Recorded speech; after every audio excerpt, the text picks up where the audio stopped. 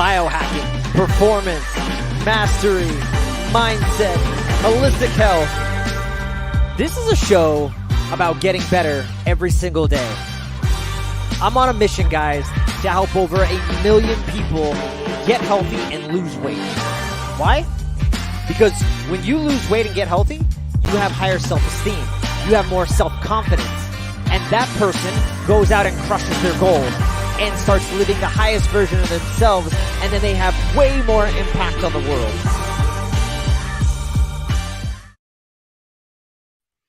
Let's go. What's up, guys? Happy Wednesday. Today, I want to talk about 5 tips that are going to help you lose weight when you are over 40 years old. I just turned 40 this year, and so I thought this would be a great one because I'm always getting asked, like, what are the hacks? What are the tips? What are some things that I can be doing? And these are a lot of the practices that I use in my regular life, and it works really, really well.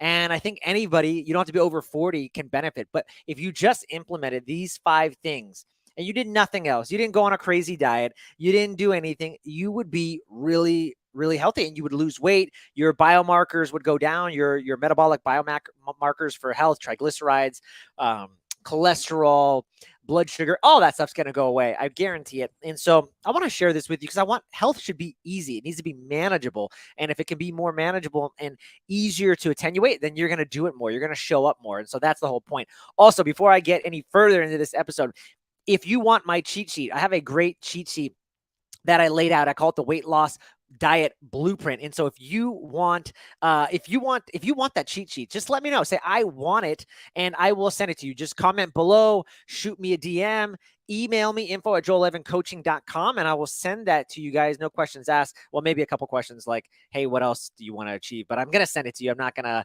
put you on an email list or anything like that. So this is great stuff because this is what I give to all my private wellness clients. And then it's a great way for them to maintain their weight loss and continue to lose weight throughout the years and just make it healthy and sustainable. If it's not healthy and sustainable, if it's not a lifestyle, you won't do it. That's why keto, that's why carnivore, that's why all these diets are just fads. They're not long lasting, because people can't continue with these crash diets or these fad diets. That's why they come, they go, and then what's the next new thing, right? There'll be something in the next 6 months. We already know. So how can you lose weight, guys, when you're over 40? Let's talk about it. 5 big reasons. Number 1, you have to have the mindset. You have to have the proper mindset when you go into anything. And think about that. If you're going into a competition, or you're going into a race, or if you're going to do anything, you're going to start a new program. Why do people do so well when they do, like, I'm going to do this new 8-week insanity program? Why do they do so well? They do so well because the proper mindset. They made a decision in their life that I am going to do this. I'm going to commit to this. I'm going to do all that I can to finish this program. There's nothing that's going to stop me. They have this like amazing winner take all mindset for 8 weeks because they know it's just 8 weeks. I just got to go hard or go home. What happens after 8 weeks, though? All of a sudden, that energy that you created, that mindset, it kind of goes away, right? And it's the people that we see that show up consistently. They continue to maintain that proper mindset over and over again. They're able to show up over and over again. Why? I talk about mindset all the time, and people like poo-poo it. They like, oh yeah, like mindset. Like, I guess. What are you, like a life coach? But clearly, if everything were perfect, your diet, your nutrition, and your exercise, people come to me all the time. They're like, I work out 5 times a week. I'm low carb. I'm this, I'm that. I'm like, okay, well, something's missing. Have you explored the mindset piece? They're like, no, that's too, why would I do that? Well, you've done everything else. So let's talk about something else. So here's a big thing though. Some people, maybe they don't have the proper mindset, right? So how do we get that? What are some things you can do? I love a morning mindset practice. You need to be doing something other than the minutia of checking your phone right in the morning and looking at the news. The news is just terrorizing you and scaring you, and they don't even want you to leave your house at this point. I think there's just so much bad news. You want to prime your mind with good stuff. What is something that you're grateful for? What is something that you're excited about today? Who's someone who needs your A game that you're going to show up and you're going to just impact today? What's like one of your big goals? What's your mission? Connect with that. What is your why? If you know what these things are, and by the way, if you check out my podcast with David Meltzer, who made $100 million, lost $100 million, and then made it all back again. He's also the same guy who has a sports firm that was based on Jerry Maguire.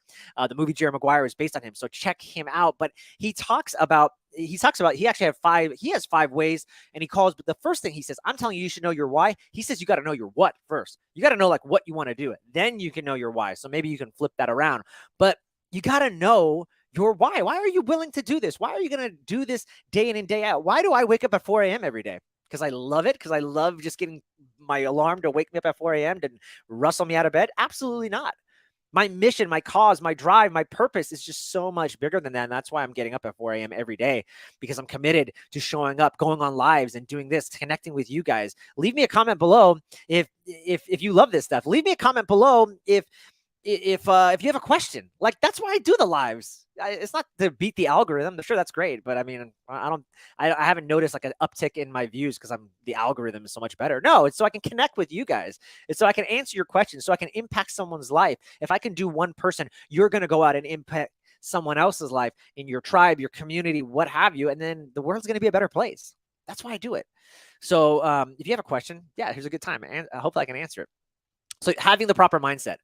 Here's one big question you should ask yourself right now. What would it look like? What would it look like if it were easy? What would your life look like if it was easy? You know, like if you had to lose weight, what would it look like if it were easy? When we think about losing weight, I'm telling you about waking up at 4 a.m. It's like, oh God, I got to wake up at 4 a.m. Oh my God, the alarm and all this stuff. You've already psyched yourself out, right? You've already committed to like mediocrity. You're already like, I can't do this. This is terrible, right? So what if it were easy? What if getting up at 4 a.m. every day were easy? And if you got up at 4 a.m. every day, then that would lead you to having more time in your day, and you would be able to do more, right? So what if that were it, right? I don't know. But this is a really powerful question, because most people, all we see is how difficult something is going to be, a task is going to be. What would it look like if it were easy? Start asking yourself that, right? So mindset, number one, that's the most important thing. Number two, time-restricted eating. My guy, Zach Babcock, if you don't know him, he has an amazing podcast called the Alpha Underdog Podcast, entrepreneurship. This guy was in prison for like 4 or 5 years, got out, has a multi-million-dollar business, is doing very well for himself, has a hit podcast. Check him out. But he just got a lot of slack for doing this kind of time-restricted eating. And he asked me when I was on his podcast just recently, Joel, what do you think? Like, I'm getting a lot of crap because I'm doing this, 16-8 fast. And there is a lot of controversy right now, guys, around fasting. And is it even really worth it? And I think some of that data is compelling that would make you say, yeah, I mean, probably, I mean, it depends what you're doing the fasting for. If you really think like you're getting this, if you're doing a 16-8 intermittent fast and you think like, oh my God, my cells are just like rejuvenating and all this stuff, you're probably not getting that.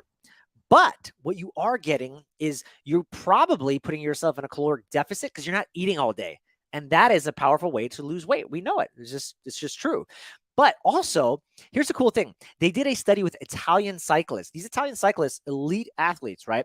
And so what they wanted to see is, hey, if these Italian cyclists, we're going to take one group that's doing a 14-hour eating window. They're eating, throughout the day. I think it was 14 hours. Maybe it was even a little bit longer. But these are high-powered athletes. So they need carbohydrates. They need energy to move and get them through the day. And what they did is they took one group and they put them in like a 14-hour eating window. And they took another group and they said, we're going to compress your eating window to only 7 hours a day. And then we're going to see over 3 months, what are your biomarkers? How much weight did you lose? Now, both of them still high-performing athletes, but when they took the 7-hour eating group, guess what? They lost weight, which is just really a minor thing in this whole thing. Again, I like to get people healthy and then they lose weight. I don't care about the weight. I mean, I do because you guys care, and I want to see you lose weight because it is going to make you healthier. But the bottom line is being healthy first. So check this out. Triglycerides were down. Cholesterol was down. Not HDL, H1A1C, which is a good biomarker of your blood glucose levels over 3 months, was down. All their metabolic health biomarkers were down. I would say this is a pretty convincing reason why you should do some time-restricted eating. And I think it also aligns really nice with circadian rhythms. And, I'm going to start interviewing some, I'm looking at some of the comments that you guys are sharing. Dang, the Italians, great info as always. Yes, the Italians. By the way, speaking of the Italians, I just had an amazing podcast drop with Mark Schatzker. You have to check this guys out. I think it's podcast 152. It just launched yesterday. He talks from his book, The End of Craving, and we go into the origins of cravings, why you have cravings, and how to end them. It is mind-blowing. It will give you so much insight into what's going on. And if you just take a couple tidbits from that episode, you will learn so much and you will change your patterns that you are running in your life. One of the things though about the Italians is he says, hey, Italians eat pork fat, they eat cheese, they eat gelato, they eat pizza. They have like 6 piattis. They have 6 plates. When you go to like an Italian restaurant, you'll see there's like 6 courses.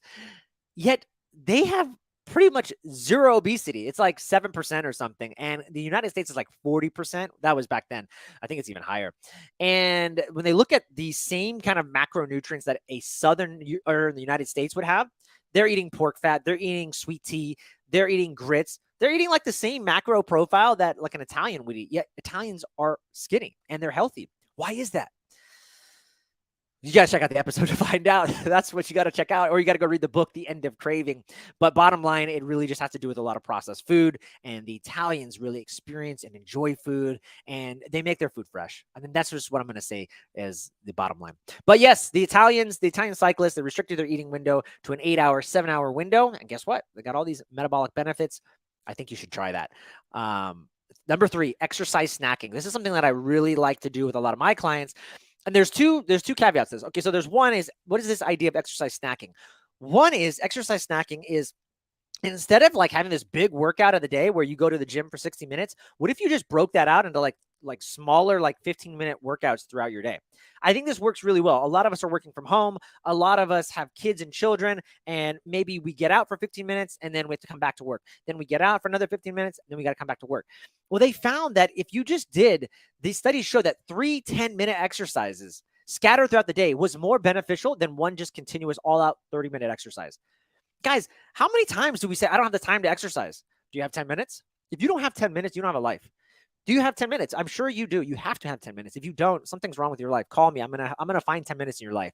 You're going to get that 10 minutes. I promise. So you got to get 10 minutes in your day. And maybe you can't get it 3 times of 10 minutes, but you can at least get 10 minutes. And how often do we say, I just don't have 10 minutes. I'm sorry. I don't have 30 minutes. I don't have 60 minutes. So I'm just going to do nothing. And that's BS. Do something for at least 10 minutes. It's going to be really, really powerful. So do some exercise snacking. Pick some parts of the day. Right after I get off this podcast, I am going to go do something just to move my body because my day is pretty busy today. And so I want to find those little pieces where I can do some exercise snacks, take some bites out of exercise. Okay. That's number 3. Number 4, we got to talk about sleep. Just got off the phone with a sleep expert, and we were talking about this. He said, when you were a first responder, as a police officer for 15 years, what was your transition getting out of the job? He was a firefighter. He had a really tough time. He says it took about 4 years to re-regulate his circadian rhythm. And for me, it wasn't as bad. I had switched to a day shift, so that made things a lot easier. And then the other thing is, I had really been diving into the sleep science, and I knew that prioritizing sleep was really important. And so I started to do that. Here's a really cool fact. I had a continuous glucose monitor on my arm recently. I was measuring my blood glucose in real time, and it was past my bedtime. It was 10 o'clock. And I looked at my blood glucose, and it was 100. I was a little, that's not the worst, but it's also not the best. And I was wondering, why is it 100? Like, I ate at 6 p.m. It shouldn't be 100 right now. It shouldn't be that high. And I thought it was really interesting. So the next morning I woke up and it was 100 again, which I've been in a fasted state all night. Why is it 100 again? Well, guess what? My sleep was terrible. I got like 6 hours of sleep, less than that. I woke up at 4 a.m., not getting great sleep. Usually I was in bed earlier. That night I was up later. So they actually show studies showing that the blue light, the light that is concentrated in all of our light bulbs right now, will stimulate blood glucose. That's one factor. Lack of sleep is another factor, going to increase your blood glucose. And it's going to be really hard for you to lose weight.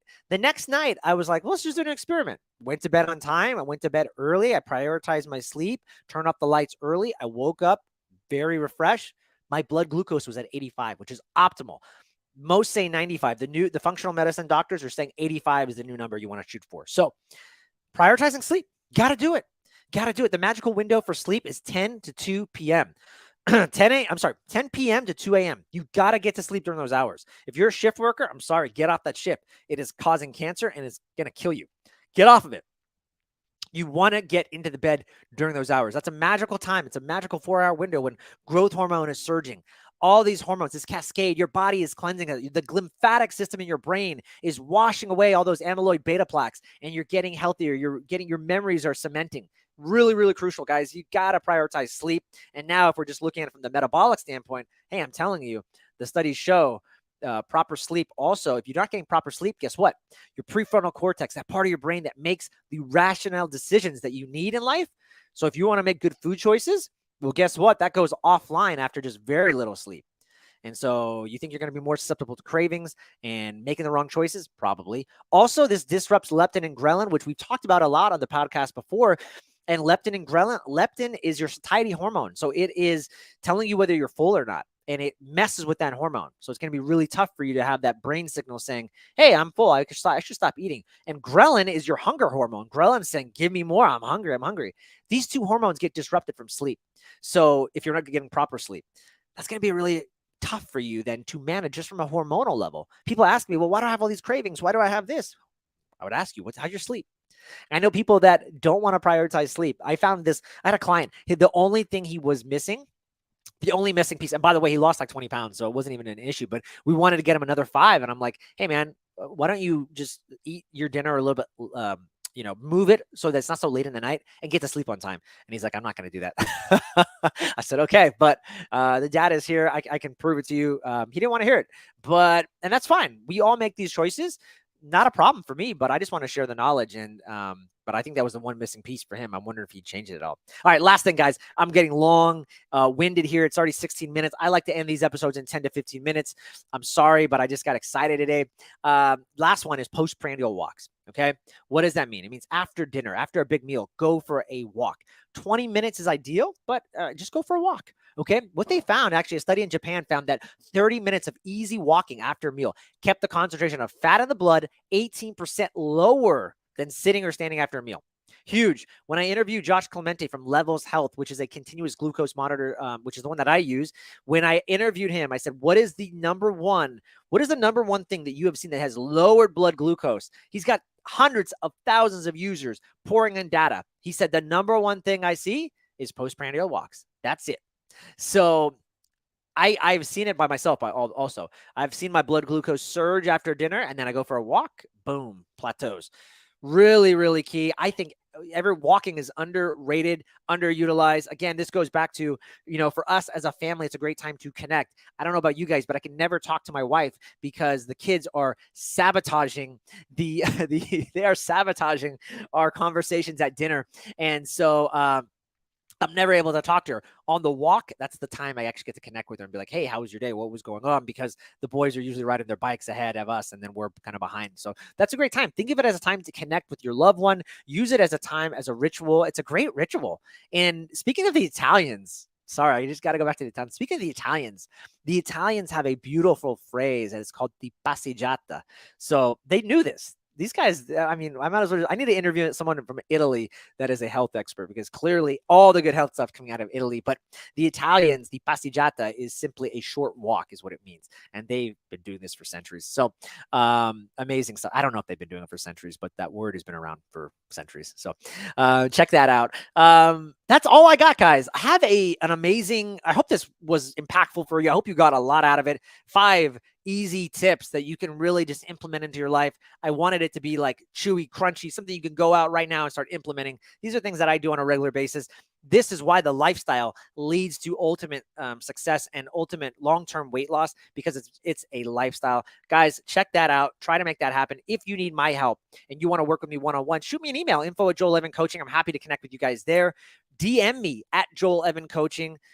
Or check out my podcast, the Hacked Life Podcast. I interview all the experts in the health and wellness world. I've got over 150 episodes right now. I go live almost 3 times a week, and I answer people's questions. And I just added a 6th episode. Actually, I'm lying. So now I'm going 6 times a week, probably going to be 7 pretty soon. I just want to connect. I want to help as many people as I can. So if any way I can help you and impact your life, please let me know. Reach out to me. Love you guys. Have an amazing hump day and get after it. The week is not over.